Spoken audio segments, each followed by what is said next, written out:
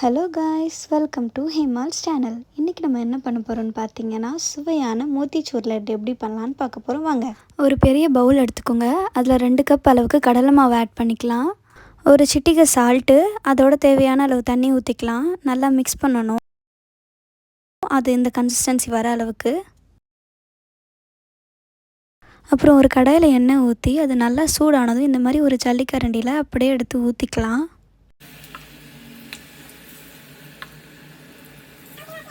Next இது நல்லா வெந்ததும் இந்த மாதிரி பிளேட்டில் மாற்றிக்கலாம். அப்புறம் சர்க்கரை பாகுக்கு 1 டம்ளர் சர்க்கரையை 2 டம்ளர் தண்ணியில் சேர்த்து நல்லா கொதிக்க வச்சுக்கணும். அதோடு சேர்த்து ஏலக்காய் பொடி ஆரஞ்சு கலர் ஆட் பண்ணிக்கலாம். இப்போது இது நல்லா மிக்சியில் ஃபைனாக அரைச்சி எடுத்துகிட்டு பாகு நல்லா கொதித்ததும் அது இதில் ஆட் பண்ணிக்கலாம். நல்லா கிண்டி விட்டுட்டே இருக்கணும், ஏன்னா அதுக்கப்புறம் அடி பிடிச்சிரும். இந்த மாதிரி கன்சிஸ்டன்சி வந்த உடனே மீடியம் ஃப்ளேமில் வச்சுருங்க.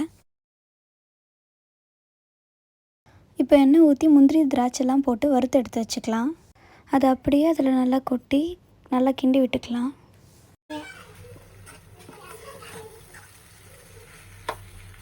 இப்போ இதை பிளேட்டில் மாற்றி மிதமான சூடானது உருண்டை பிடிக்க ஆரம்பிச்சுக்கலாம்.